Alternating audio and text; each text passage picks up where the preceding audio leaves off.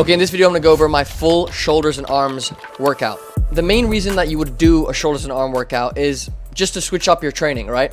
It's another way of doing traditional classic bodybuilding. I guess Arnold was known for doing, shoulders and arms, chest and back and legs. And it's another way of switching up your training. If you're bored of your training split, this is what I do. I frequently throw in a chest and back day, a shoulders and arms day, just to enjoy it, just to have fun, just to change up my training so that I don't get bored and so that I can look forward to training, which is always a good thing, right? If you look forward to your training, you're gonna make the best results. And a shoulders and arms day is a great way to change up your training if you want to, or just, start doing this training day consistently if it's one that you enjoy. So you could make it like a 3-day split, a 6-day split. Traditionally, I guess that's how it would be done, right? It would be shoulders and arms, chest and back, legs, or you could do shoulders and arms, 3 or 4 other different kind of training days. Typically, that's how it's done. You could even do shoulders and biceps or shoulders and triceps, and then do like chest with biceps or chest with triceps, back day and legs. There's a lot of ways to manipulate how you train shoulders with arms, if you just train shoulders with your biceps, or if you just train shoulders with your triceps. But for this workout, it's going to be a shoulders and arms workout. This way, you can allocate more energy, more intensity to training your shoulders or to training your arms if they are lagging body parts for you. Because typically, if you're doing a push day, for example, or if you're training your chest with your shoulders and arms, then your chest is probably going to be hit with a lot of intensity and effort, which then can't be used to hit your shoulders and your arms with. So this way, you can take some volume, take some intensity off your chest and just really isolate and hit your shoulders hard, hit your arms hard, which at the end of the day is going to lead to more shoulder and arm growth, which is very important if you are someone who has weak shoulders or weak arms. But it's all about preferences and what your weak body parts are, for example. If you have pretty developed shoulders, pretty developed arms, then maybe it doesn't make the most sense for you to hit shoulders and arms on the same day. Either way, it's great. This workout is going to be ordered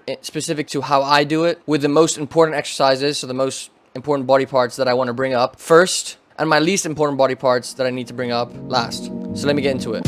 So first of all, obviously I warm up my shoulders with some rotatory cuff movements, some cable movements to warm up my shoulders, just to get them nice and loose, get some blood in there to avoid any injury. And then I'll get straight into my first movement, which typically would be a dumbbell lateral raise, where I do like one warm-up set, then I'll take 2 sets till failure, failing within the 10 to 12 rep range. Really focus on pushing blood into the side delt, flexing it at the top, and then banging out some partials at the end once I fail. Just some cues here. Push the weight out with your elbows, not with your hands. And I now use a suicide grip. So I wrap my thumb over the dumbbell, almost as if you're not even holding the dumbbell. It's like resting on your fingers, and you're just carrying the weight up without even gripping it almost. This really isolates the side delt and takes tension off the forearm. So try getting 10 to 12 full range of motion reps. Pause at the top to flex the side delt. And if you can't get any more proper reps, try getting 10 partials. And if the dumbbell rack is full, or you don't have access to any dumbbells, and you have like a machine lateral raise, or you have a cable machine where you can do cable lateral raises, obviously that's no big deal. Just opt in for the machine lateral raise. That's one of my other favorites. Or a cable lateral raise. You can do single arm that way as well, which can help you fix any muscle imbalances that you may have between your right and your left shoulder. Now, as I said, this for me is the most important exercise of the whole workout, which is why I'm hitting it first, because I'm trying to get bolder shoulders. I'm trying to grow my shoulders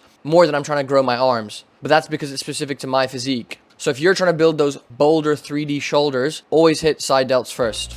Next up is the reverse pec deck to target the rear delt. Here again, I'll do one warm-up set of 10 to 12 reps, let's say, and then I'll take 2 sets till failure after that, failing within the 10 to 12 rep range again. And then again, I'll get in some partials at the end of each set. Something new that I've been doing on the reverse pec deck is alternating between hand grips to sort of get a different kind of contraction each set in my rear delt. So I'll take 1 set till failure using the normal grip with my palms facing down. Then I'll do a rest pause, so I'll like wait 10 seconds or take 10 deep breaths, and then go back in grabbing the chest fly grip. So turning my palms 90 degrees inwards and then go till failure. The reason I do this is I've noticed that it helps me improve my mind muscle connection with my rear delt, because I'm training the muscle with, a different grip. I'm getting a different kind of contraction. I'm training the muscle more effectively. It all depends on how you feel, right? If you feel better contraction using one grip as opposed to the other, then use whatever you feel the best. But I personally like to switch it up because I feel that I benefit from using both grips. I also love to do these with bent over dumbbell flies. So I'll spam reverse flies with a normal grip. Then I'll wait 10 seconds or take 10 deep breaths. And then I'll turn my hands 90 degrees again and do like bent over lateral raises almost. And I'll do this twice. So 2 rest pause sets. Again, an amazing burn with dumbbells. Or sometimes I'll do a muscle round, for example. So I'll do 6 sets of 8 reps. The first 3 sets, I'll use a normal reverse fly grip. And then the next 3 sets, I'll do bent over dumbbell lateral raises. Either way, alternating my grips like this have really allowed me to see growth in my rear delts recently. And that's typically it for shoulders. Now, depending on how much energy I have, I would throw in some dumbbell front raises. No shoulder pressing typically, no dumbbell shoulder press or barbell press or any seated shoulder presses for the time being. just because my front delt's already much more developed than my side and rear delt because of all the chest pressing and the incline pressing that I do on my chest day. So it really doesn't need extra work, and it's much more important that I hit the side and rear delts more than I hit the front delt. Having said that, I do have a muscle imbalance between my right front delt and my left front delt, and ever since I've been doing dumbbell front raises, that's helped me correct the muscle imbalance almost completely. So if I have energy on my shoulders and arms day, on the third exercise, I'll do dumbbell front raises, 2 sets till failure, failing within the 10 to 12 rep range. So definitely throw these in if you are trying to grow your front delts or you're trying to fix a muscle imbalance between your shoulders. Again, alternate between what grip you use, so either a neutral grip or a pronated grip when you do your front raises. And in general, for each of these shoulder exercises, do them sitting down, do them standing up. Alternate all of these different ways of doing the movement to maximize muscle growth. Now moving on to arms. Typically I would start off with my biceps because my triceps are more developed than my biceps. But obviously you start with which body part is worse for you.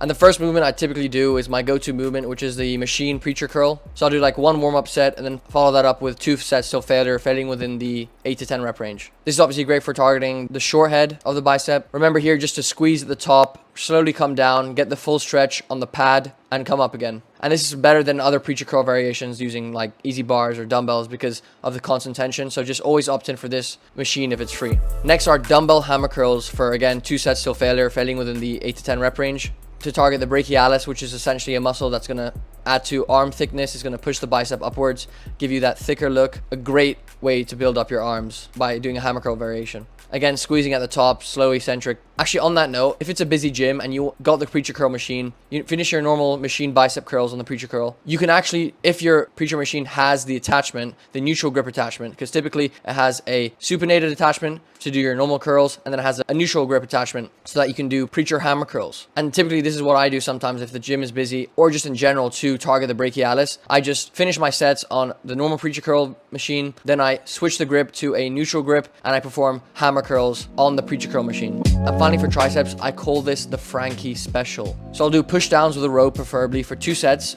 till failure, 12 to 15 reps. Obviously I'll do 1 warm-up set before that, with either 3 rest pauses or 2 drop sets. So what I'll do is I'll get the normal cable rope if I can, do push downs till failure, holding the squeeze for 2 seconds, getting in some good quality reps. Then once I fail, I'll rest for 10 seconds or take 10 deep breaths, then go back in using the same weight and do bent over tricep extensions with the rope. To failure, getting in a few more reps hopefully, then stop again, rest for 10 seconds, go back in doing overhead tricep extensions till failure, getting in a few reps again. Or I'll do push downs and I'll do a drop set into extensions. So once I fail my push down, I'll immediately drop the weight by 50% and go into overhead extensions using the rope till failure. This is a great intense movement to just bang out triceps with one exercise, target all 3 heads of the triceps and really blow up your arms. You can also do this combination, this rest pause / mechanical drop set with a easy bar cable attachment. It's up to you, but I prefer the cable rope. And that's it for the full shoulders and arms workout. This workout will maximize muscle growth. Again, you don't have to follow this order, okay?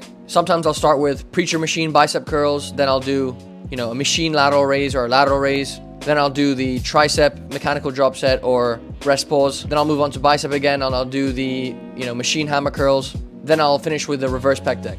So really it doesn't really matter what order you do them in, just do them in the order of importance. So whatever body part you need to bring up, do it earlier in your workout. If you have small arms, start with arms. If you have small shoulders, start with shoulders. That's all there is to it. So thank you for watching. I hope this helps. If you want to see me go over a full chest and back workout, let me know in the comments and I'll see you in the next video. Peace.